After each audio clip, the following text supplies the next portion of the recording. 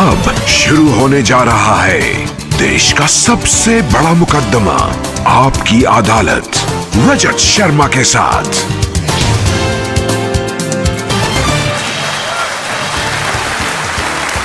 नमस्कार, आपकी अदालत में आपका बहुत बहुत स्वागत है। आपकी अदालत में हम ऐसे लोगों को इनवाइट करते हैं जिनको लेकर जनता के मन में उत्सुकता रहती है, जिनसे लोग सवाल पूछना चाहते हैं, जिनके बारे में लोगों के मन में क्यूरियोसिटी होती है। पिछले दिनों मैं जहां भी गया, लोगों ने मुझे एक शख्स के बारे में कहा, आप इन्हें आपकी अदालत में बुलाइए, और मैं भी सोचने के लिए मजबूर हो गया, ये कौन है जिसके बारे में हर पब्लिक फंक्शन में लोग मुझे कहते हैं, जिसके बारे में लोग मैसेज भेजते हैं, दर्शकों की बार बार मांग आती है। पता किया, इनकी सोशल मीडिया पर काफी फॉलोइंग है। जब ये अपने घर से बाहर निकलते हैं तो सड़क पर ट्रैफिक जाम हो जाता है, लाखों लोगों की भीड़ इकट्ठा हो जाती है। इस शख्स को आपकी अदालत में आमंत्रित कर रहा हूं। प्लीज वेलकम बागेश्वर धाम के प्रमुख धीरेन्द्र कृष्ण शास्त्री।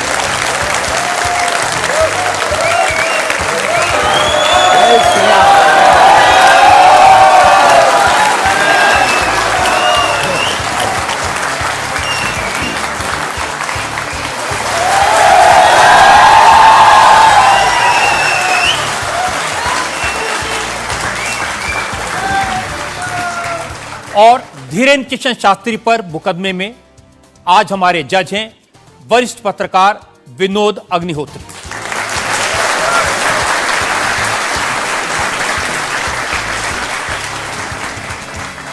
इससे पहले कि मुकदमा शुरू करें, इल्जामात सवालात का सिलसिला शुरू करें, आज के जज विनोद अग्निहोत्री की इजाजत चाहेंगे आज की कार्रवाई शुरू करने के लिए।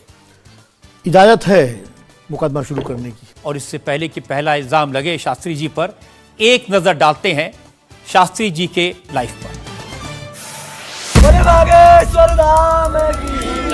आजकल पूरे देश में बागेश्वर धाम के प्रमुख धीरेन्द्र कृष्ण शास्त्री की बहुत चर्चा है। कोई उन्हें चमत्कारी कहता है, कोई उन्हें अंतर्यामी कहता है, कुछ लोग उन्हें पाखंडी कहते हैं, लेकिन धीरेन्द्र कृष्ण शास्त्री खुद को पक्का सनातनी बताते हैं। अब हिंदू एक हो जाओ, सनातनी एक हो जाओ, यही हम चिल्ला रहे हैं कब से। शक्ति का प्रभाव दिखाना यही हमारा उद्देश्य है। धीरेन्द्र कृष्ण शास्त्री का दावा है कि उनके ऊपर बजरंगबली की विशेष कृपा है। वो भक्तों का दुख दर्द सिर्फ अपने इष्ट तक पहुंचाते हैं। चूंकि भक्तों पर कृपा बरस रही है, इसलिए धीरेन्द्र कृष्ण शास्त्री का प्रताप भी बढ़ रहा है। उनके भक्तों की संख्या अब लाखों में है। धीरेन्द्र कृष्ण शास्त्री सिर्फ 26 साल के हैं। साल 2 साल में ही बागेश्वर धाम के पीठाधीश्वर के रूप में वे विख्यात हो गए। अब बड़े बड़े मंत्री और अफसर भी उनके दरबार में हाजिरी लगाते हैं। धीरेन्द्र कृष्ण शास्त्री सबसे पहले नजरों में आए जब संस्कार टीवी पर उनकी भागवत कथा दिखाई जाने लगी। फिर वो चमत्कार भी दिखाने लगे। 21वीं सदी के इस कथावाचक के वीडियो आजकल हर मोबाइल में है। बाबा इंस्टाग्राम से लेकर फेसबुक तक हर जगह छा चुके हैं। जैसे जैसे धीरेन्द्र कृष्ण शास्त्री की लोकप्रियता बढ़ी तो विवाद भी सामने आ गए। धीरेन्द्र कृष्ण शास्त्री का दावा है कि वो कोई पैसा नहीं लेते। जो उनके दरबार में आना चाहता है उसे सिर्फ हनुमान जी के यहाँ नारियल बांधकर अर्जी लगानी पड़ती है। धीरेन्द्र कृष्ण शास्त्री एक अच्छे वक्ता हैं। अब उनका संकल्प है कि वो सनातन धर्म को घर घर पहुंचाएंगे और भारत को हिंदू राष्ट्र घोषित करवाएंगे। आपकी अदालत में धीरेन्द्र कृष्ण शास्त्री अपना मुकदमा खुद लड़ेंगे। तो आइए शुरू करते हैं आज का मुकदमा। आपकी अदालत में पहला इल्जाम धीरेन्द्र कृष्ण शास्त्री पर। आपकी अदालत में बागेश्वर धाम के प्रमुख धीरेन्द्र कृष्ण शास्त्री पर आरोप है कि ये पब्लिसिटी के लिए स्टंट करते हैं। शास्त्री जी, बहुत सारे लोगों ने मुझे कहा कि आपको आपकी अदालत में बुलाएं, सोशल मीडिया पर आपकी मैंने देखा बहुत लंबी चौड़ी फैन फॉलोइंग है, 40 लाख लोग आपको फॉलो करते हैं। बहुत सारे वीडियोस मुझे लोगों ने भेजे। आप सड़क पर निकलते हैं तो चारों तरफ भीड़ लग जाती है। तो एक वीडियो मैं जनता को दिखाना चाहता हूं जो आपके लोगों ने मुझे भेजा है।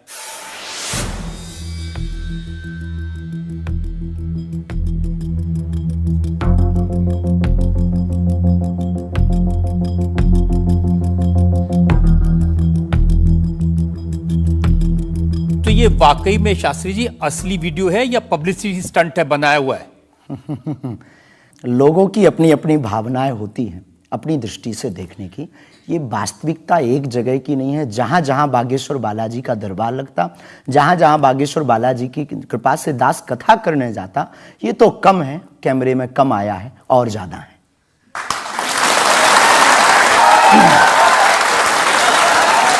लेकिन 26 साल की उम्र में इतनी चर्चा, इतनी पब्लिसिटी, ऐसा क्या है आप में? जिसका गुरु बलवान होता है, चेला पहलवान होता है।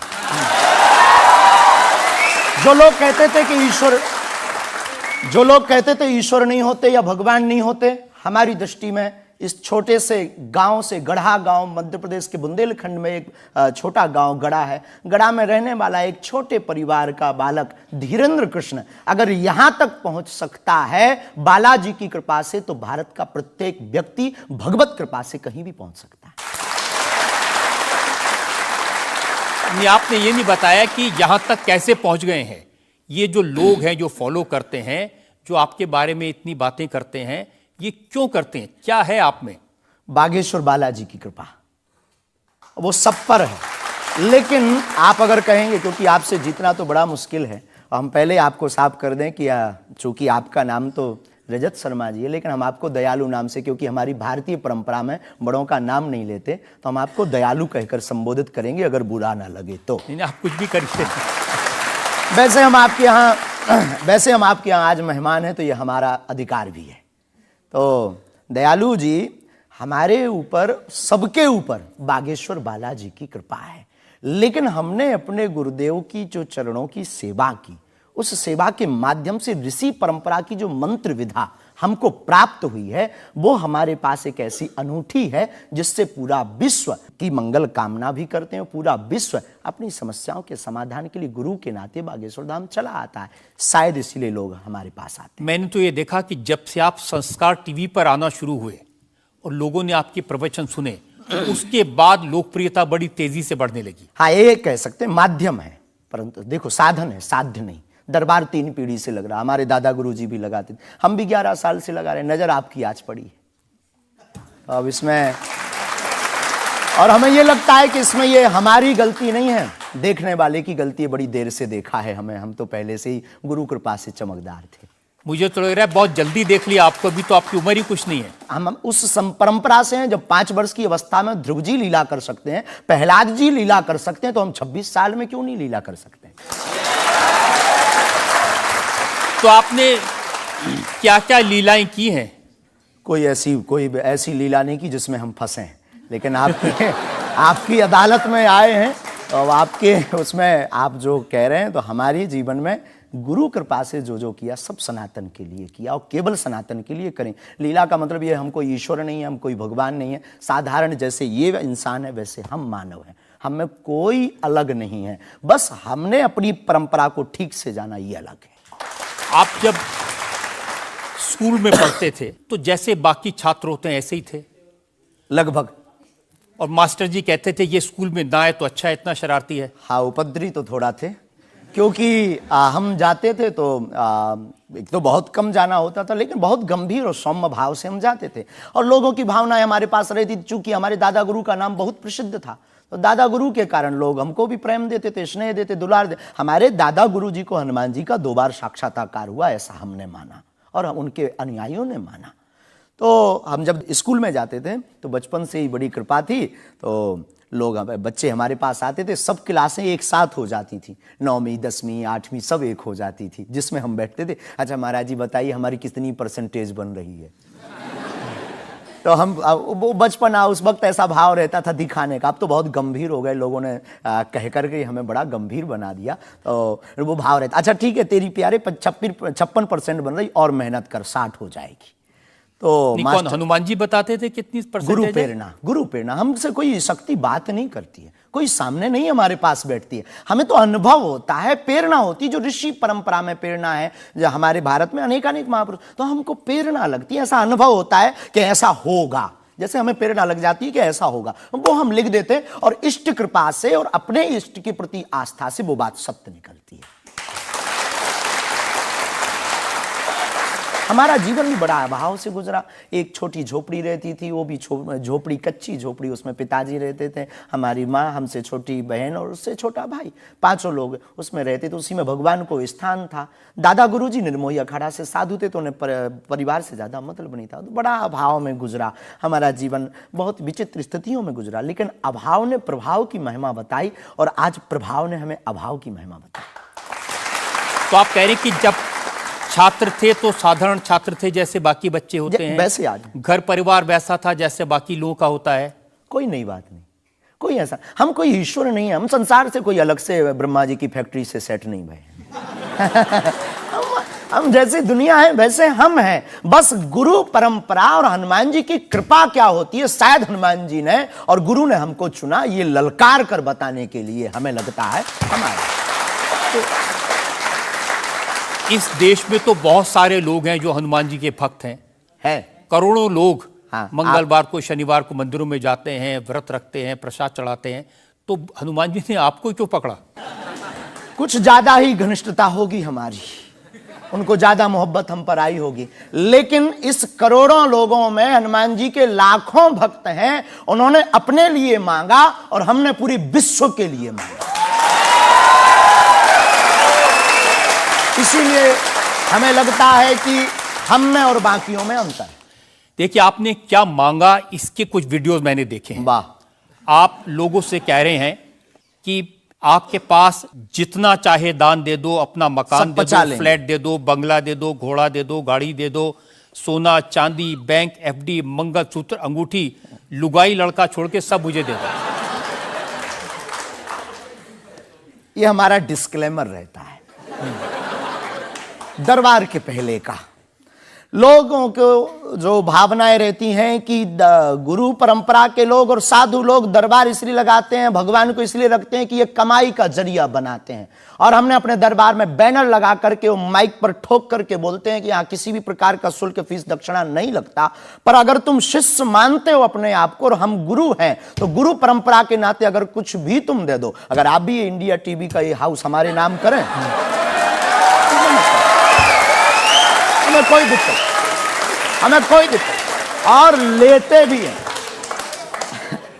लेना बुरा नहीं है, उपयोगिता बुरी है। लेकर के उसका सदुपयोग करते या दुरुपयोग करते। हम लेते हैं, कोई अगर देता है तो स्वीकार करते गुरु के नाते। हम उस परंपरा से हैं जहां अंगूठा तक दान गुरु को दे दिया जाता है, हम भी लेते हैं। कितना कमा लेते हैं?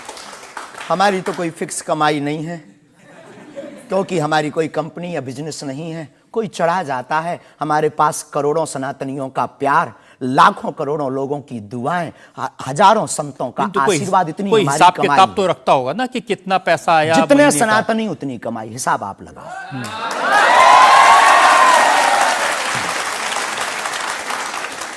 ज्यादा बातें इसलिए होती हैं कि आप जो स्टंट करते हैं पब्लिसिटी के लिए, आप ऐसी ऐसी बातें कह देते हैं। आप कहते हैं कि बिना वीजा के हनुमान जी रावण की लंका में घुस गए थे। ये जो मॉडर्न युवान भाई बहन है, इनको लंका प्रवेश के बारे में बताएंगे तो इनको ये लगता है कि ये घिसी पिटी बातें इनके दादा परदादा बताते रहे, ये बेचारे ऊब गए। इनको कुछ ऐसा चाहिए कि उस अध्यात्म से कनेक्ट हो पाए। जैसे रावण ने मुझसे फोन पे बात की। हाँ बिल्कुल, हम वही बोलने ही वाले थे। लगता है आज हमारी शक्ति आपके पास पहुंच गई। तो हमें आपको समझाना है, रावण से फोन का बात का मतलब सबके अंदर रावण बैठा है। कोई ऐसा दुनिया में नहीं जो गलत कृत्य देख रहा, गलत कर रहा और सच जानते हुए चुप है, वो रावण की दृष्टि का आदमी। तो हनुमान जी लंका गए, इसको इन युवानों को कैसे जोड़े? इन्हें तो वीजा, पासपोर्ट, फॉरेनर ये शब्द पता है, तो इनसे कनेक्ट करने के लिए हमारा अध्यात्म इतना विशाल और इतना अथाह है कि उसमें कुछ भी आप डाल दो वो आप स्वीकार सोच रहे हैं करेंगे। कि आपको अध्यात्म पता है, इनको नहीं पता। इस देश ऐसा की नहीं जनता हमने को कहा। आपसे ज्यादा अध्यात्म पता है। ऐसा हमने नहीं कहा। हमें अपने हिसाब का पता है, उन्हें अपने हिसाब का। वो अपने में श्रेष्ठ हैं, हम अपने में अब जो कोशिश कर रहे हैं विद्यार्थी। हमने ऐसा कभी नहीं कहा कि हम श्रेष्ठ हैं, और ये आरोप हमें नहीं लगता कि ठीक है। आपका ये कहना कि मेरे पास एक गधा है जिसमें वाईफाई है और वो प्लेन में भी वाईफाई चलता है, ये मजाक की बातें नहीं है। लोगों की दृष्टि से, भावनात्मक दृष्टि से देखा जाए तो ये बहुत गहरा विषय है। मजाक की दृष्टि से अगर कोई देखेगा तो देखो, जाकी रही भावना जैसी प्रभु मूलत देखी तिन तैसी। भगवान की कोई लीला को सिर्फ रास लीला को उठाते हैं, लेकिन हम तो महाभारत भी उठाते हैं। तो अपनी अपनी दृष्टि है, हम ये मजाक में नहीं कहते। हम उनको बताना चाहते हैं कि हमारे देवी देवताओं से जो हमारे इष्ट की परंपरा की जो निशानी है वो अगर नज़दीक रहे, गुरु की निशानी अगर नज़दीक रहे, माता पिता की बातों की निशानी नज़दीक रहे, तो बेटा कभी गलती नहीं करेगा, वो 4 चांद लगाता रहेगा। शास्त्री जी, इसको कहते हैं आप अंधों के शहर में आईना बेचने की कोशिश कर रहे हैं। ऐसा हमारा भाव नहीं है, अपितु हमारा भाव ये है कि उस केवल वाईफाई को हम बताते नहीं, उसकी महिमा भी बताते हैं, और दरबार में आने वाले लोगों को उसकी महिमा का अनुभव भी कराते हैं। तो फिर वो जो बात मजाक की है ना, वो फिर अध्यात्म, आस्था, ईश्वर से जुड़ करके नास्तिक भी आस्तिक बन जाता है। देखिए, आपको भोले भाले लोगों को बताना चाहिए कि भाई ये मैं मजाक में कह रहा हूं, विनोद हम कहते भी हैं। और ये मैं ये असल हम में बहुत कह बार बोलते हैं, विनोद हम कर रहे हैं, हम बहुत बार बोलते हैं। अब कोई हमारे विनोद को सीरियस ले ले तो वो उसका निजी अनुभव है। तो अब मैं लोगों को बता दूं कि एक बार बगैर टिकट पकड़े गए थे आप रेलवे में। हाँ, ये तो बताना चाहिए, बिल्कुल पकड़े गए थे। लेकिन ये भी बताइए कि हम टीटी से ही 1100 रुपया लेकर आए थे। उसी टीटी से लेकर आए थे, और जिस वाईफाई की आपने चर्चा की उसी वाईफाई की दम पर उसके बाप का नाम बताकर लेकर आए थे। इसी तरह की बातें कह के ऐसे दिखाते हैं जैसे चमत्कार कर दिया, जैसे मेरे ऊपर हनुमान जी की बहुत कृपा हो गई, मैं भविष्यवक्ता हूं, और फिर जो भोले भाले लोग हैं वो प्रभावित हो जाते हैं। हमने कभी एक नहीं दावा किया कि हम चमत्कारी हैं। आज भी आपकी अदालत में हम कहते हैं कि हम कोई चमत्कारी नहीं है, हम कोई ईश्वर नहीं है, हम कोई महात्मा नहीं है, हम एक आम इंसान हैं। लेकिन हमारी अपने इष्ट की प्रति आस्था, ऋषि परंपरा के प्रति आस्था है, जो महर्षि वाल्मीकि से पत्र दरबार की महिमा चली है, उस महिमा का हम अनुकरण करते हैं, और उस आस्था में उलझनों में का रास्ता मिल जाता है, तो उसे आप चाहे चमत्कार मानिए अथवा फिर आप अपनी बुद्धि से जो जिसने जो जाना वो हमें माना। देखिए शास्त्री जी, बहुत सारे ऐसे लोग हैं, गरीब हैं, परेशान हैं, बीमारियों से थके हारे हैं, डॉक्टर से आशा छूट जाती है, हॉस्पिटल से आशा छूट जाती है, वो आपके पास आते हैं, वो सोचते हैं यहाँ इलाज मिलेगा। किसी का बच्चा बोल नहीं सकता, किसी का बच्चा चल नहीं सकता, वो लोग बड़ी आस्था विश्वास लेके, जो मैंने जानकारी हासिल की, वो आते हैं, सोचते हैं कि यहाँ से शायद उन्हें कोई रास्ता दिख जाएगा, और उन्हें मिल जाता है। जो आते हैं श्रद्धापूर्वक आते हैं। देखो, जिंदगी में अगर वो परेशान है और डॉक्टर से परेशान होकर के या कहीं से भी निराश होकर के आया और उसे कुछ मिले ना मिले, हम ये तो नहीं कहते, जिसकी जितनी निष्ठा उसको उतना हमारे बागेश्वर बालाजी के दरबार में मिलता।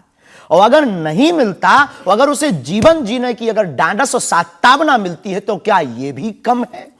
बिना पैसों में, बिना दक्षिणा दिए, बिना कुछ लगे अगर हनुमान जी से जुड़ रहा, अगर वो प्रभु से जुड़ रहा, अगर उसे जीवन जीने में 4 दिन की जिंदगी है, डॉक्टर ने कह दिया तो मर जाओगे, लेकिन बागेश्वर धाम के नाम से उसके चेहरे पे मुस्कुराहट है कि मेरा हारे का सहारा है, तो अगर ये मुस्कुराहट उसके चेहरे पर आती, इससे किसी को गुस्ताखी क्यों? देखिए, अगर बागेश्वर धाम आने से लोगों का इलाज हो जाता है, तो फिर आपको कैंसर हॉस्पिटल बनाने की क्या जरूरत है? यही तो हम बताना चाहते हैं कि दुआ और दवा दोनों आवश्यक है। हमने ये नहीं कहा कि हम डॉक्टरों के खिलाफ हैं। अब मैंने पूछ लिया तो आपने दवा ऐड कर दिया उसमें। नहीं, हमने औषधालय बागेश्वर धाम पर खुलवाया है, और मंदिर के समीप खुलवाया है। वहां पर ग्राम पंचायत का भवन है, वहां पर आयुर्वेदिक औषधालय है। दुआ और दवा मतलब नीचे दवा है, और वहां ठीक नहीं हुए तो दुआ के लिए चढ़ जाओ मंदिर पर।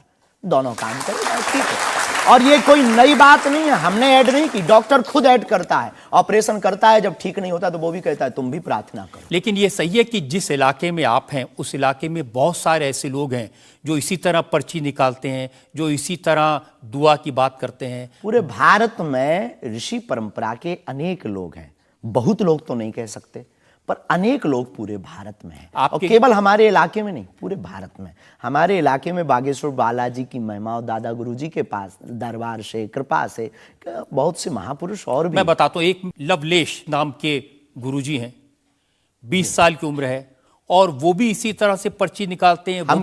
हम कभी ऐसे मिले नहीं, इस भाव से हमारा कभी मिलना नहीं हुआ, और इस विषय पर उनका निज मत हो हम कह नहीं सकते, ईश्वर जाने। नहीं, मत तो पता नहीं, उनके ऊपर रेप का इल्जाम है और वो जेल में है, कह नहीं सकते। तो उस एरिया में ऐसे और भी बहुत सारे लोग हैं। अभी हम अर्जी लगाने के हिसाब से घूमे नहीं हैं, आप कहो तो इस बार जाकर के घूमेंगे कितने लोग हैं। अभी तो हमें एक पता है, छतरपुर जिले में एक गढ़ा गांव है, वहां बागेश्वर धाम है, वहां सदगुरु सन्यासी बाबा से परंपरा चली दरबार की, आप भी आइए। ये बात सही है कि देश में बहुत सारे ऐसे लोग हैं जो कहते हैं हमारे पास सिद्धि है।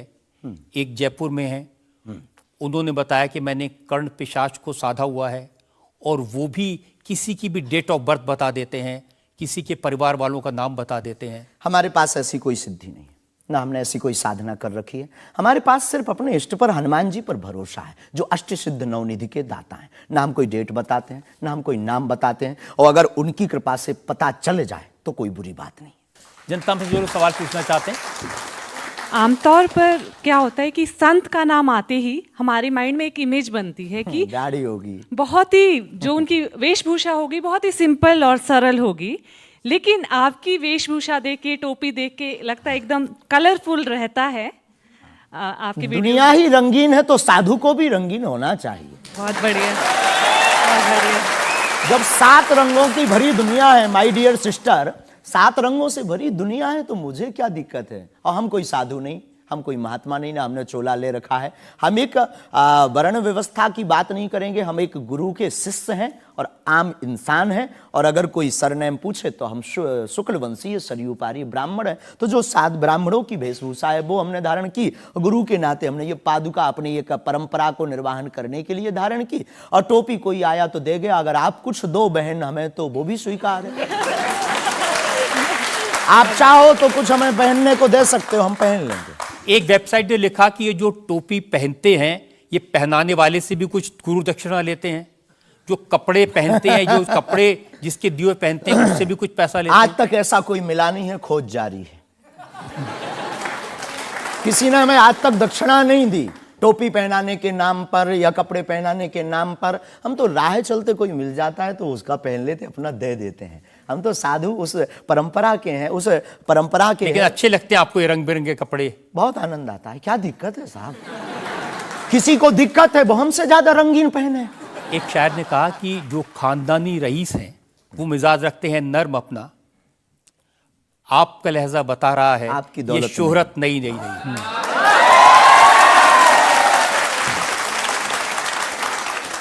लोगों को लगता है, हमें लगता है कि हमारे जीवन में न हमें धन प्रिय है, न मान प्रिय है, न सम्मान प्रिय है, हमें हनुमान प्रिय है। और हमने जब से जन्म लिया तब से हम धनवान हैं, क्योंकि हमारे हनुमान हैं। और दुनिया का प्रत्येक हनुमान भक्त धनवान है जिसके जीवन में हनुमान है। वो निर्धन है इस दुनिया में जिसके जीवन में भगवान नहीं, वो निर्धन है। और अगर बाप हनुमान हो और धनवान हनुमान हो और उनका भक्त अगर रंगीन ना हो, पीला लाल ना हो, जब हनुमान जी लाल देह लाली से हो सकता तो लाल पगड़ी क्यों नहीं हो सकती? ये मुझे पता चल गया है कि आप इसी तरह की डायलॉग बाजी करके ही इतने पॉपुलर हुए हैं। आपकी अदालत में अगला इंसान। आपकी अदालत में बागेश्वर धाम के प्रमुख धीरेन्द्र कृष्ण शास्त्री पर इल्जाम है कि ये असभ्य भाषा का प्रयोग करते हैं। शास्त्री जी, कुछ लोग आपको पीठाधीश्वर मानते हैं, कुछ लोग गुरु मानते हैं, लोग महाराज कहते हैं, बड़ा आदर करते हैं। कोई संत कहता है लेकिन आप जिस भाषा का प्रयोग करते हैं वो इस गरिमा के अनुकूल नहीं लगती कई बार। जैसे आपने एक पत्रकार को कहा कि तुझे नंगा कर दूंगा, ये साधु की भाषा तो नहीं हो सकती, ये संत की भाषा तो नहीं हो सकती। ब्राह्मण समाज पर कमेंट करने वाले एक व्यक्ति को आपने कहा मूर्ख, ठठेरी के बरे, नकट्टा।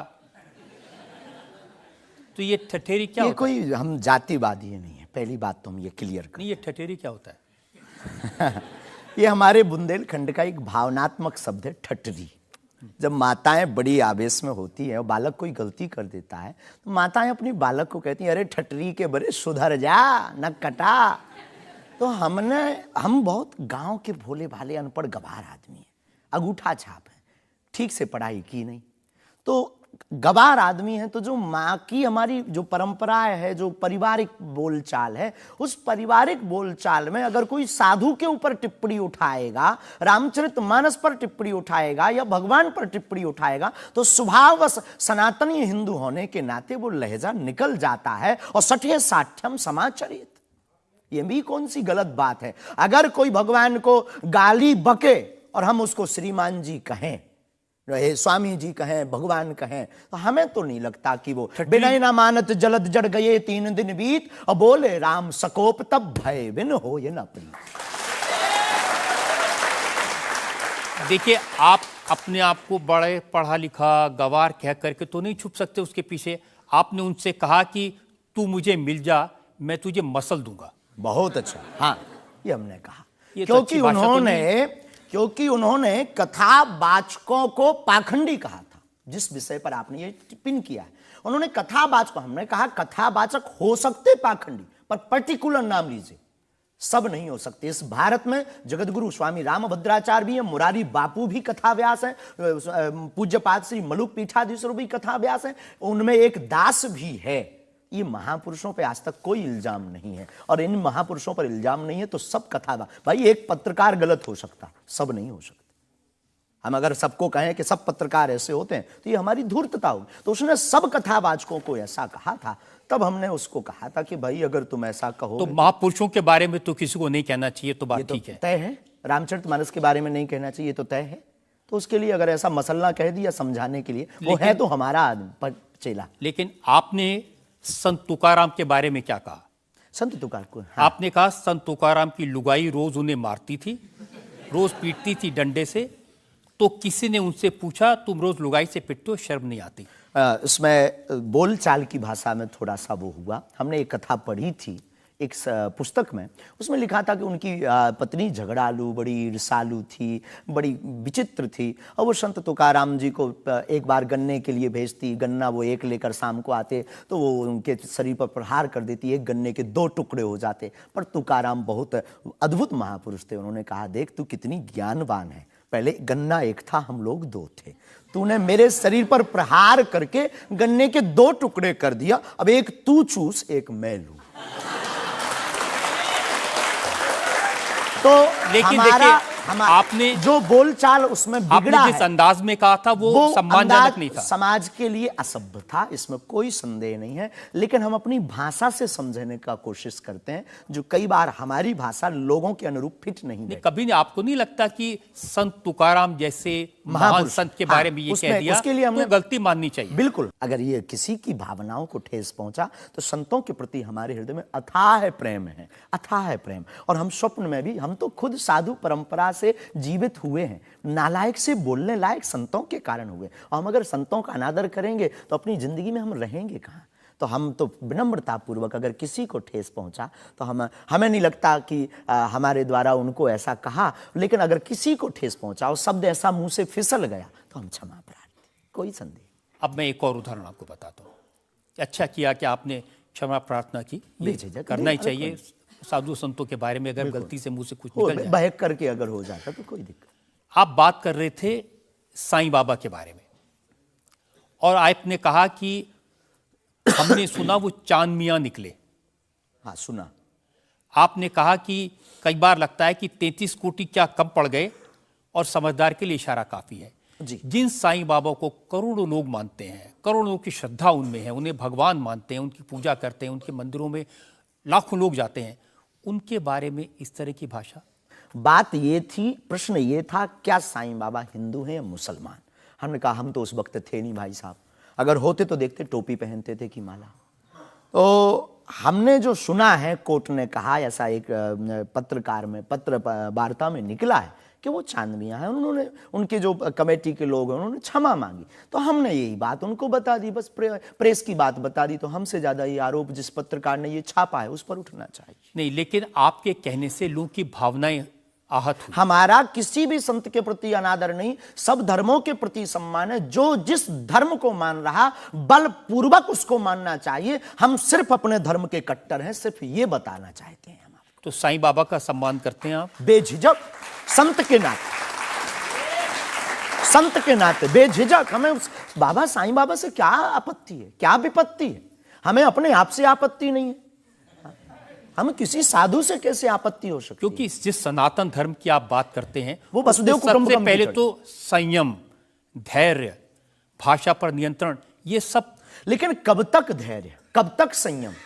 राम की यात्रा पर कब तक पत्थर सहेंगे? पालघर के संतों को बर्बरता के साथ मारा जाता है, कब तक सहेंगे? रामचरितमानस की प्रतियां जलाई जाती हैं, कब तक सहेंगे? संतों को पाखंडी इस देश में बताया जाता है, कब तक धैर्य और संयम रखें? एक दिन भगवान का भी धैर्य खो गया था और उन्होंने भी बाण मार करके समुद्र को सुखा दिया था और रावण का दमन कर दिया था।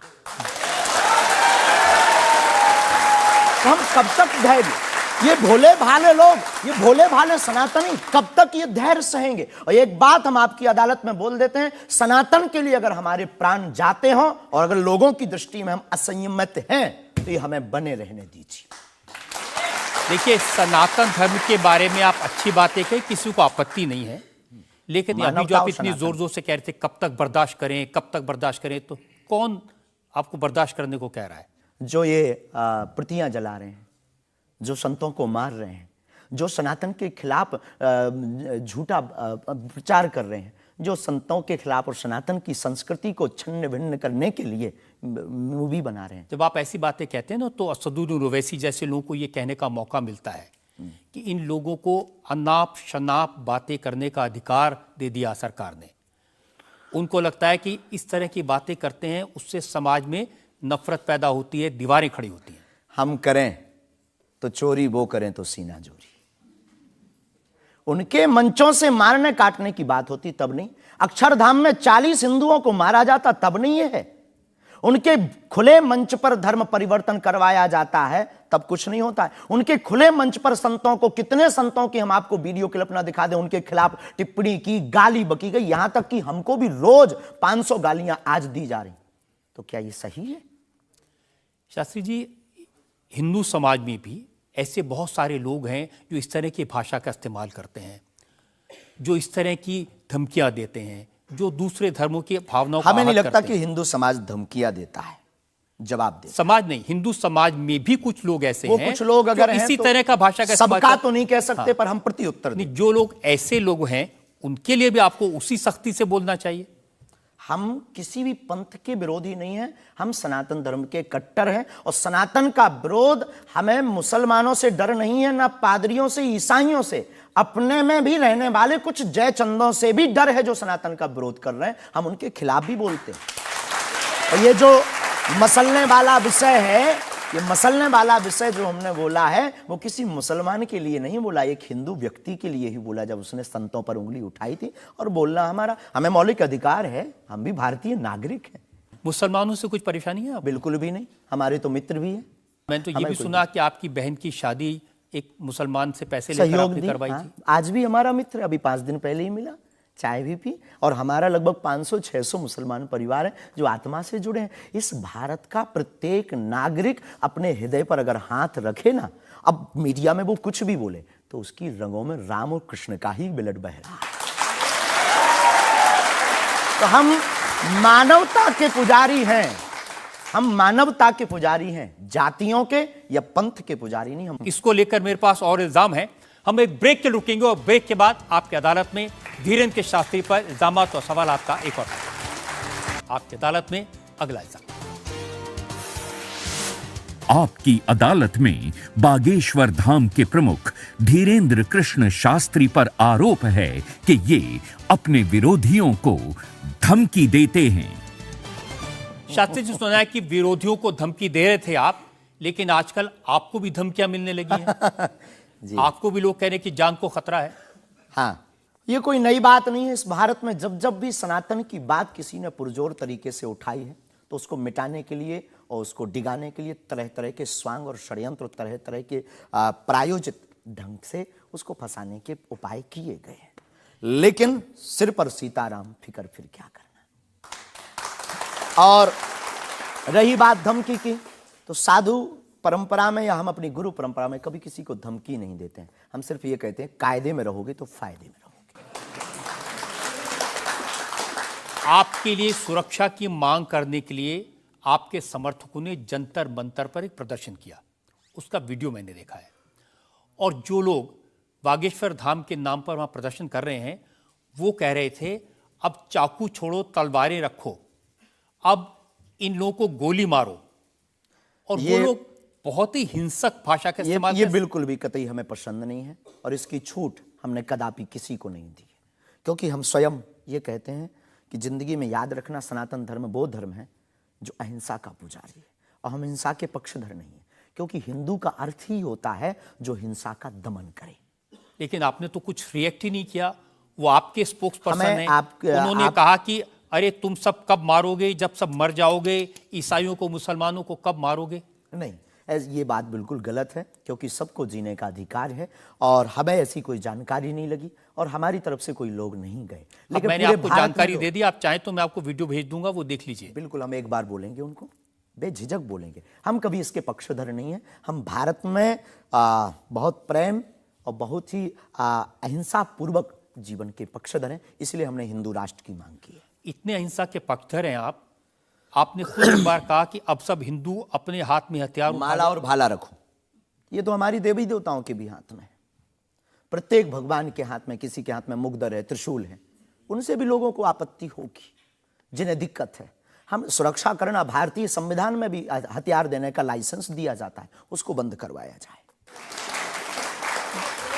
जो हथियार देने का लाइसेंस है वो आत्मरक्षा के लिए। तो हम भी आत्मरक्षा के लिए भाला रखवा रहे हैं। हमारी क्षमता नहीं ना बंदूक लेने की, साहब गरीब आदमी है।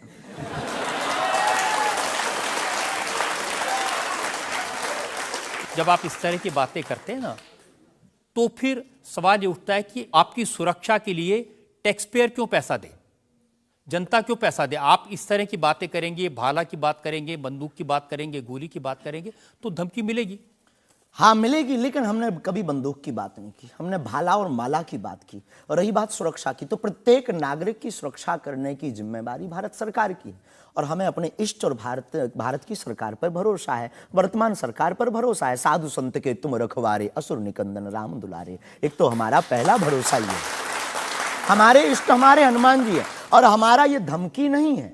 और बार बार मरना नहीं, एक बार बचना नहीं, तो डरना किस बात का। तो जब तक जिएंगे, प्राण अगर जाते हो चले जाएं, पर सनातन की चर्चा, घर घर राम पहुंचाने की चर्चा नहीं हम छोड़ेंगे। वो 50 उपाय कोई करेंगे।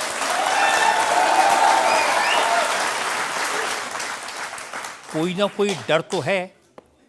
आप कहते हैं कि मैं अब बुलडोजर खरीदने वाला हूं, हिंदुओं एक हो जाओ, पत्थर मारने वालों पर बुलडोजर चलाओ। ये भी हमारा अहिंसात्मक बयान है, पूर्ण अहिंसात्मक। बुलडोजर कब से अहिंसात्मक हो गया? वाह, ये कुआं खोदने के भी तो काम आता है। तो हमने कहा कि अगर राम की यात्रा पर कोई पत्थर फेंकेगा तो बचाने के लिए भाई बुलडोजर खरीदो। और अगर किसी को अपनी शरीर की दिक्कत है या किसी को अपने पंथ को दिक्कत है, वो क्रेन खरीद ले, हमें क्या दिक्कत है। हम कोई रोक नहीं रहे हैं, लेकिन अभी हमारे पास इतना रुपया नहीं आया कि हम बुलडोजर लें। और अगर आप लोग सहयोग करेंगे तो हम रख लेंगे। देखिए, ये डायलॉग मारना अच्छा है, डायलॉग नहीं, लोगों को मजा भी आता है। गुरु की परंपरा के अनुसार हम सिर्फ एक बात बताते हैं। हाँ, लोगों को डायलॉग लगता है। कैसे गुरु हैं जिनकी परंपरा में कभी भाला, कभी बुलडोजर, और फिर कहते हैं मैं अहिंसा की बात करता हूं। हमारी ऋषि परंपरा है। ये भगवान राम की परंपरा है। अच्छा, धनुष भगवान बाण राम के लिए। टाइम पर बुलडोजर आते थे। भगवान राम धनुष बाण लिए थे। अब थोड़ा टेक्नोलॉजी बढ़ गई है तो टेक्नोलॉजी के हिसाब से हमें भी बदलना चाहिए। परिवर्तन प्रकृति क्या का नियम करेंगे, है। क्या करेंगे बुलडोजर का? आत्मरक्षा। घर के बाहर रखेंगे कि देख भाई तू आना मत, ये भी है भाई। बंदूक जो इनके पास होती, सिपाहियों के पास चलाते थोड़ी है अनेक बार, वो तो दिखाने के लिए होती है कि तू कुछ करना। आप जो बातें कह रहे हैं ना कि सिपाहियों के पास भी बंदूक होती है, जो सीमा पर रक्षा करते हैं उनके पास बंदूक होती है, हमारे पास क्यों नहीं हो सकती? ऐसी बातें जानते हैं, मैंने किससे सुनी थी बहुत साल पहले, भिंडरान वाले से। ये कौन है? भिंडरान वाले पंजाब में जो आतंकवाद फैला था उसके सिंबल थे। नहीं, हमने कभी बंदूक की बात नहीं की, बुलडोजर की। उनसे मैंने ये सवाल पूछा था। उन्होंने बुलडोजर रखी थी। मैं आपको बताता हूँ, उनसे मैंने, देखिए ये मजाक की बात नहीं है, मैंने उनसे सवाल पूछा था कि उनकी आपत्ति क्या थी कि जो हिंदू हैं वो यज्ञोपवीत क्यों पहनते हैं और सिख लोगों को कृपाण लेकर जाने की इजाजत क्यों नहीं होती। तो मैंने उनसे कहा कि यज्ञोपवीत से क्या नुकसान किसी को हो सकता है? तो उन्होंने कहा नहीं, इससे भी गला घोट के मारा जा सकता है। मैंने कहा आप तो बंदूक की बात कर रहे हैं। तो उन्होंने यही कहा था कि सिपाहियों के हाथ में भी तो बंदूक होती है, वो भी आत्मरक्षा के लिए। तो ऐसी बातें जो लोग गुरु परंपरा के लोग हों उनको नहीं कहनी चाहिए। आपकी दृष्टि से कह सकते हैं, लेकिन हमें लगता है कि आत्मरक्षा के लिए सब कुछ जरूरी है, वर्तमान समय में आवश्यक है। और बुलडोजर की बात अगर कहें तो बुलडोजर का पूर्ण अहिंसात्मक बयान है, और किसी व्यक्ति से अगर आप जोड़ रहे हैं तो वो उसका निज मत है। हमारा मत बंदूक की तरफ। सनातन धर्म का मत क्या है? सनातन धर्म का मत है सनातन सत्य, अहिंसा, दया, क्षमा, दान, जप, तप। मारकाट की बात तो नहीं करता। वीरता सनातन भी धर्म। है, ये वीरता का प्रतीक है बुलडोजर। बुलडोजर। चाय भी मंगवा दो साहब। अच्छा, हम चाय पियेंगे, हमें चाय की पीना बड़ी चाहते हैं। आदत है। हाँ, तो पानी और चाय दोनों भेजा जाए। जी जी। वैसे तो संतों को चाय पसंद नहीं आती है ना? लेकिन आपके बारे में जितना मैं रिसर्च की हूँ मुझे पता चला है आपको चाय बहुत पसंद है। क्या ये सही है? जी बहन, बहुत सही बात है। जो कौन सी चाय अदरक पसंद वाली करते चाय। हैं? अदरक वाली चाय, और हमारे दादा गुरुजी को बहुत प्रिय है। इस चाय से हमारी याद जुड़ी हुई है दादा गुरु से। हम 2 भाई हैं वैसे तो, पर ताऊ चाचा के मिलाकर के 10 भाई हैं। और हम जब दादा गुरुजी के पास जाते थे तो सब ऐसे ही बैठते थे। तो दादा गुरुजी बहुत सिद्ध महापुरुष, बहुत कम बोलते थे, महापुरुष थे। तो वो चाय पीते थे तो अपनी जूठी चाय, खूब ये जो नरेली है, इसकी आधी चाय हमको देते थे। तो हमारे जीवन में हमें ये लगा कि ये नालायक से बोलने लायक गुरु के इस प्रसाद के कारण बना है। और प्रत्येक, इसके पीछे एक और रहस्य है, प्रत्येक बालक को अपनी परंपरा को छोड़ना नहीं चाहिए, चाहे किसी भी लेवल पर पहुंच जाए। शायद ये भी सूत्र है। शुरुआत जहां से हुई, गुरु से शुरू जिसका जीवन हुआ, उसे कुछ भूलना नहीं चाहिए। इसलिए हम भूले नहीं, ये शायद हमें लगता कि हमारी अच्छी आदत है। चाय बुरी आदत, क्षमा कीजिए। युवाओं से प्रार्थना है, मत पीना, हम नहीं रुकेंगे।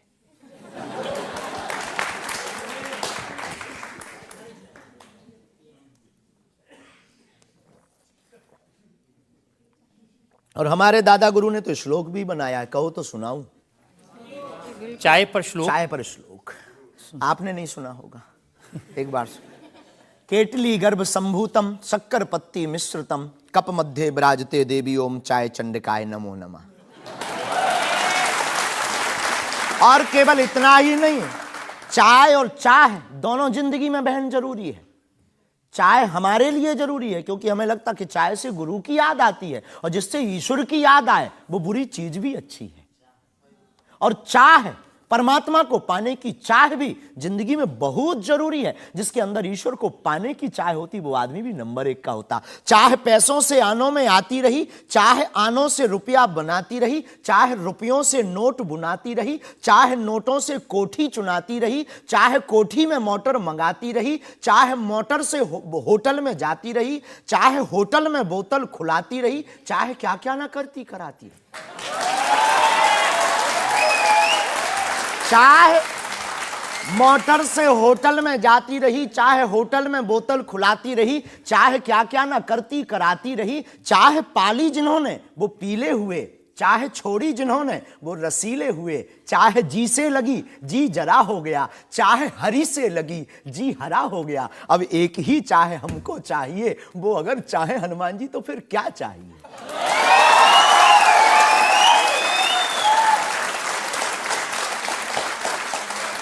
अब आप ये मत कहना कि ये डायलॉग बाजी है क्योंकि हम आपकी अदालत में ये कह दें, हमारा कोई भी बयान डायलॉग नहीं है, हमारा प्रत्येक बयान हमारे युवाओं को और भारत को जगाने का है। मैं तो सोच रहा था कि आपको पहले से पता होगा कि मैं क्या पूछने वाला हूं। शायद ये जो चाय आप पीते हैं, इससे एनर्जी आती है, ऊर्जा आती है, शक्ति मिलती है? लगभग गुरु की याद आती है। और देखो चाय पीना, देखो सच बात यह है कि चाय पीना ठीक नहीं है, चाय हानिकारक है, भूख मारती है। लेकिन हम 24 घंटे में 18 घंटे सेवा करते हैं, लगभग 17 घंटे गद्दी पे बैठते बोलते हैं। भूख लगेगी तो नींद आएगी, नींद को मारने का एक बहुत अच्छा उपाय है चाय पी लेंगे। भूख कम तो हम ज़्यादा समाज सेवा कर पाते हैं, हमें ऐसा लगता है, पर डॉक्टरी भाषा में ये ठीक नहीं है। तो ये सिर्फ समाज सेवा के काम आती है, या फिर जैसे शाहरुख खान की फिल्म पठान को आपने क्रिटिसाइज किया, वो भी चाय का असर था? चाय कोई नशा नहीं है, लेकिन अगर आप उसकी बात करें तो हमने सिर्फ सनातन की बात की कि हमारे सनातन पर भगवा रंग ही बेशरम क्यों बार बार। एक फिल्म 1987 के लगभग आई थी, संतोषी माता की फिल्म। संतोषी माता की फिल्म आने के बाद लोगों की भावना इतनी दृढ़ होगी कि शुक्रवार को टमाटर और नींबू बिकना कम हो गए। और अगर आप सनातन के खिलाफ, आपको याद होगा, और अगर सनातन के खिलाफ कोई मूवी बनाओ तो मंदिरों में, भगवान के चरणों में और माता पिता और गुरु के प्रति आस्था लोगों की कम हो जाएगी। इसलिए बार बार हमारी संस्कृति, हमारे सनातन और हमारे भगवान राम को टारगेट ना किया जाए। देखिए, बिना देखे आपने फैसला कर लिया कि वो भगवान राम को टारगेट किया गया है, सनातन को टारगेट किया गया है। भगवा रंग तो देखने की जरूरत ही नहीं है, खून ही भगवा है। रंग से किसी धर्म को जोड़ना ये तो ठीक नहीं। ये देश तिरंगे का देश है और तिरंगे में तीनों रंग हैं। बिल्कुल है, और सब रंगों का सम्मान करना चाहिए। तो है, तो हमने कभी, अच्छा तो भगवा रंग, हरा रंग भी तो बेशरम हो सकता है। हाँ, क्यों नहीं हो सकता? हो सकता है ना। हाँ। बस यही हमारी मांग है। देखिए, ये इस तरह की जो मांगे करते हैं ना, उसी पर मुझे आपत्ति है। आप कहते हैं ये भारत राष्ट्र हिंदू राष्ट्र बने, बेझिझक बने, हिंदू राष्ट्र बनेगा। ये जातिवाद, हम जातिवाद के खिलाफ हैं। कब तक गालियां जातिवाद के नाम पर, कब तक राजनीतिक रोटियां सेकी जाएंगी? ये बंद करो अब। कब तक जातिवाद के नाम पर वोट लेंगे? आप ये बंद करो, भारत को हिंदू राष्ट्र बनाओ। सामाजिक समरसता होगी, सब में समानता होगी, सौहार्दता होगी, न पत्थर गलेंगे, न रामचरितमानस जलेगी, न राम के ऊपर कोई टिप्पणी होगी। हिंदू राष्ट्र होगा तो राम राज्य आ जाएगा। भारत विश्व गुरु है। शास्त्री जी, ये जो देश है ना, ये भारत के संविधान से चलता है। वो संविधान जो बाबा साहब अंबेडकर ने बनाया था। क्षमा कीजिए, हम उसके आदर करते हैं, हमारे पूर्वजों ने स्वीकार किया। कहां आदर कर रहे हैं? वो संविधान कहता है ये धर्मनिरपेक्ष राज्य है, इसमें रिलीजन के नाम से इसको देश नहीं बनाया जा सकता। संविधान का प्रथम पृष्ठ ही भगवान राम के चित्र से प्रारंभ होता है। हाँ, बिल्कुल। संविधान का प्रथम पृष्ठ, जिस देश का संविधान भगवान राम से प्रारंभ हो, तो क्या वो हिंदू राष्ट्र, राम राज्य नहीं हो सकता है?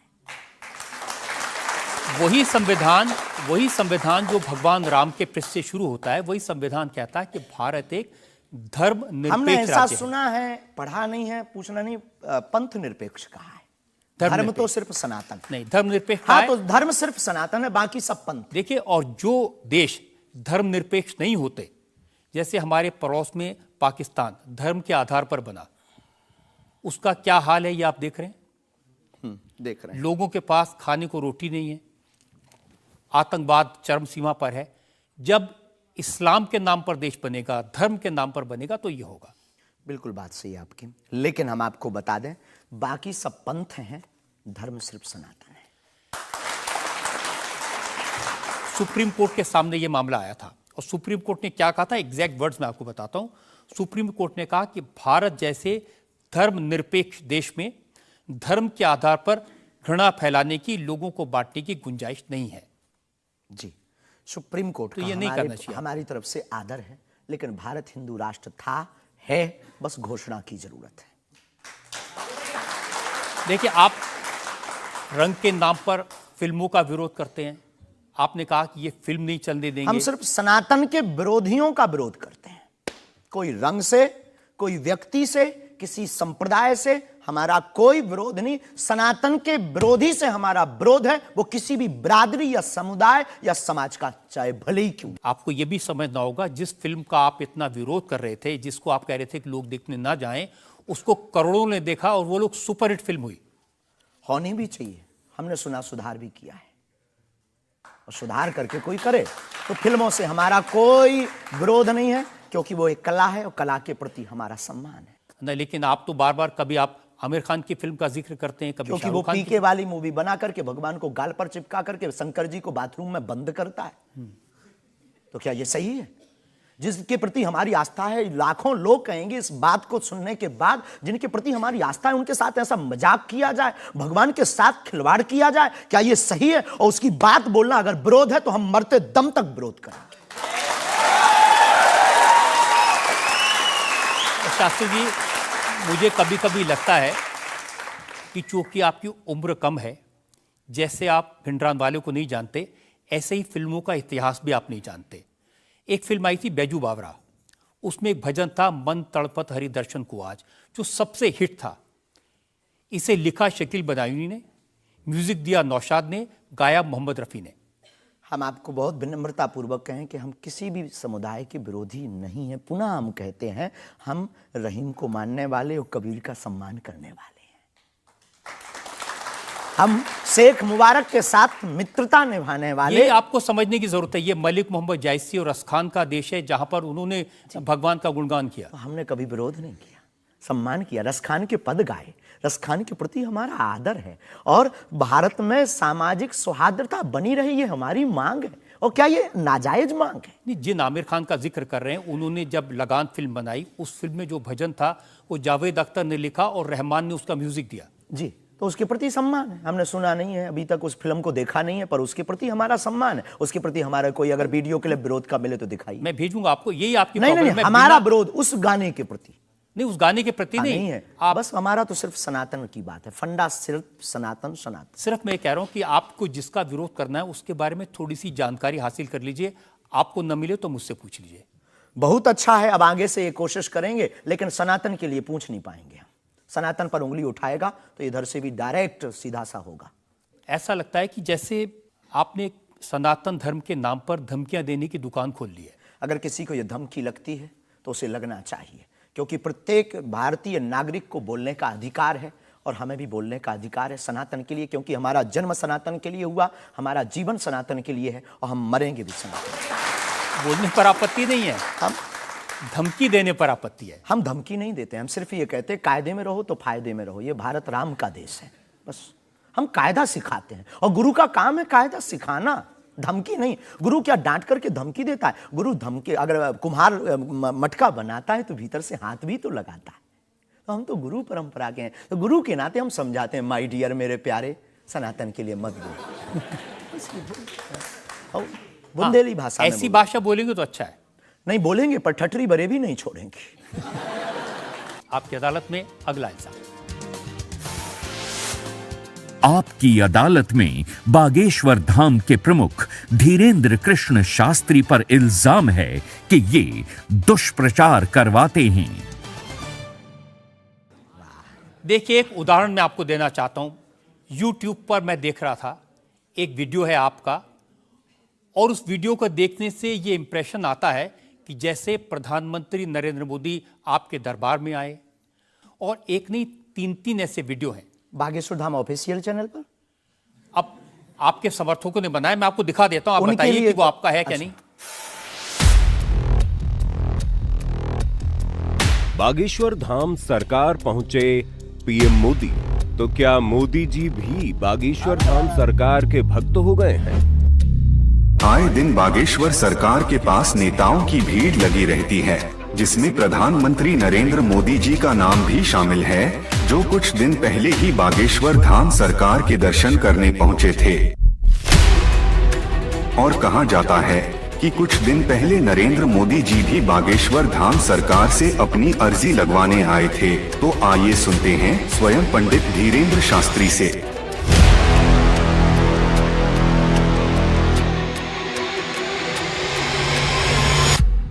मोदी जी को ये प्रोजेक्ट करते हुए जैसे बागेश्वर धाम आए, मेरी जानकारी है कि 3 वीडियोस हैं, उनमें से एक बागेश्वर धाम का है।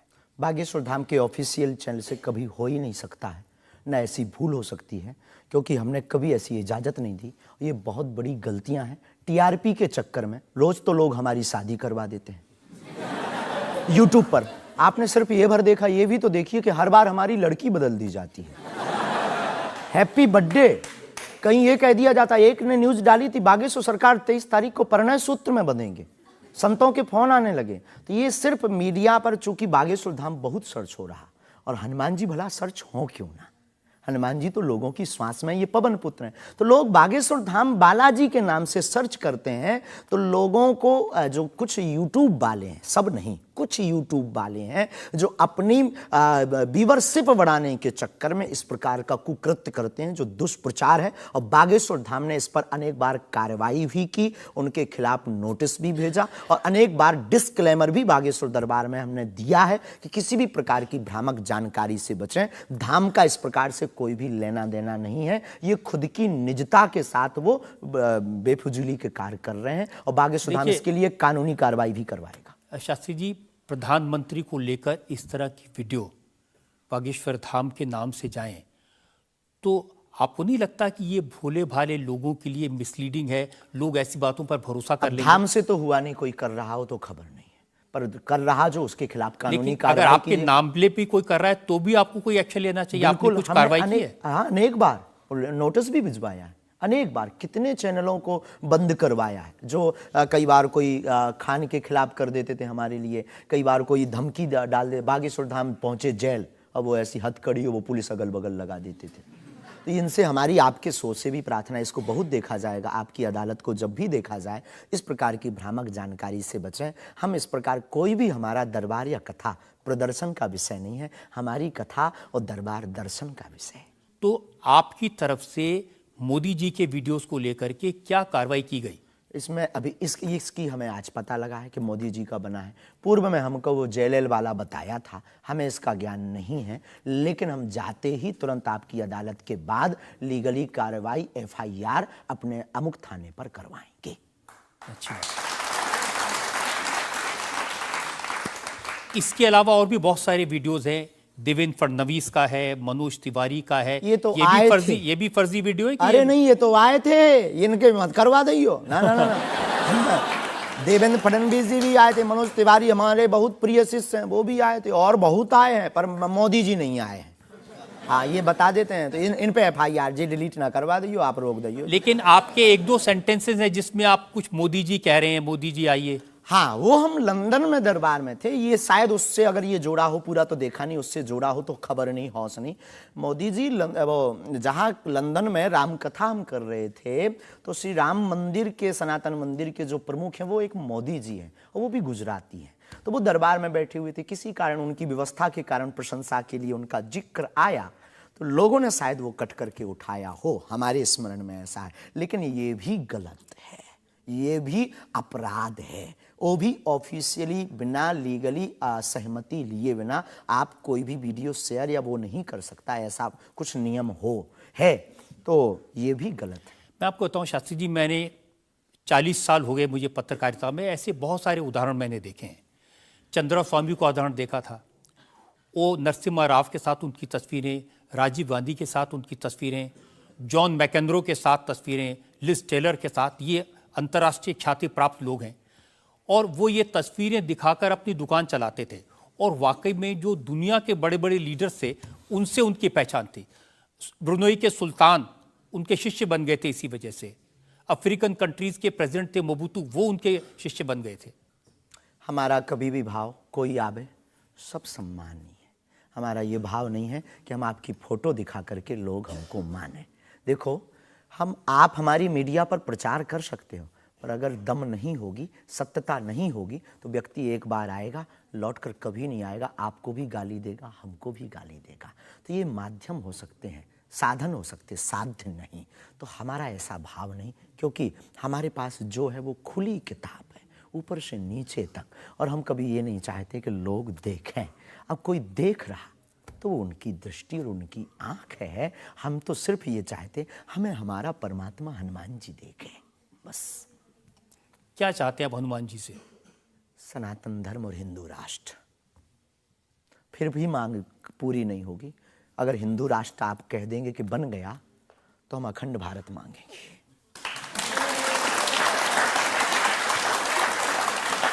अगर वाकई में आपको भरोसा है कि बजरंगबली ऐसी इच्छाओं को पूरा कर सकते हैं, करते हैं हमारी तो कर रहे हैं। स्केल थोड़ा बढ़ाइए ना, उनसे कहिए कि पुतिन को समझाएं कि यूक्रेन से अपनी सेना वापस ले ले।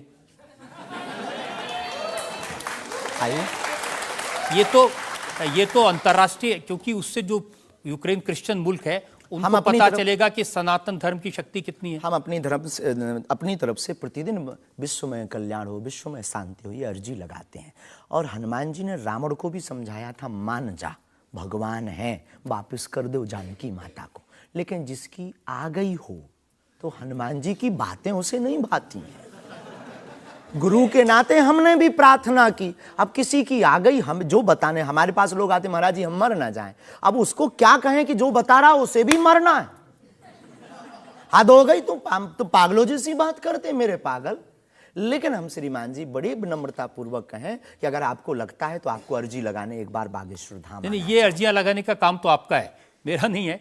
और अंतर्राष्ट्रीय विषय पर अब टर्की में इतना बड़ा जलजला आया है, इतना बड़ा भूकंप आया है, हजारों लोग मर गए हैं, तो कुछ आपको अर्जी लगानी चाहिए। बिल्कुल, हमने प्रार्थना तुरंत की और हम प्रार्थना करते कि प्रतिदिन जो भी हमारे पास है चूरन चटनी, हम अपने गुरुजी से और बालाजी से प्रार्थना करते विश्व का मंगल हो, सबका भला हो। इससे आपको फर्क नहीं पड़ेगा कि वो क्रिश्चियन कंट्री है या इस्लामिक? बिल्कुल भी नहीं। हम तो खुद गए हैं, हम तो पूरी दुनिया का मंगल की कामना। हम उस धर्म से हैं जहां वसुदेव कुटुंबकम की चर्चा की जाती। सर्वे भवन्तु सुखना सर्वे सन्तु निरामया, सब में मंगल हो, मंगल भवन अमंगलहारी। हम ऐसे नहीं हैं, हम मानवता के हैं। जिसके अंदर दुख है, हे बालाजी उसके संकट, आप संकट मोचन है, उसके संकट मिट जाएं, हमें कोई फर्क नहीं पड़ता है। ये अच्छी बात आपने कही।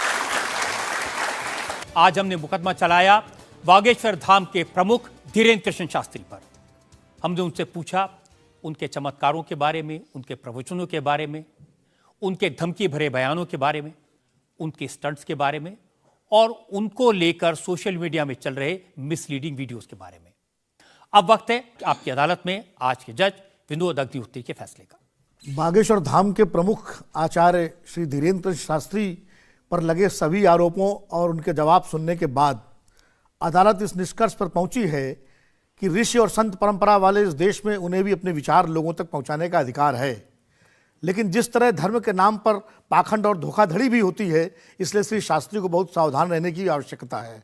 अदालत तमाम इल्जामों से श्री धीरेन्द्र शास्त्री को बाइज्जत बरी करते हुए निर्देश देती है कि बागेश्वर धाम बालाजी सरकार श्री हनुमान जी की कृपा से उन्हें यदि कोई सिद्धि और प्रसिद्धि मिली है तो उसका उपयोग लोक कल्याण और समाज की नैतिक आध्यात्मिक उन्नति के लिए करें और देश समाज में प्रेम, शांति, सद्भाव का वातावरण बनाने में सहायक हों। शास्त्री युवा हैं, इसलिए उनमें जोश स्वाभाविक है, परंतु जोश के साथ साथ होश भी अत्यंत आवश्यक है। अदालत अपेक्षा करती है कि उनकी वाणी में संयम, करुणा और क्षमा से अभिभूत रहेगी। आशा है कि धीरेन्द्र कृष्ण शास्त्री सनातन धर्म के इन्हीं शाश्वत मूल्यों के साथ भारतीय संत परंपरा को आगे बढ़ाते रहेंगे।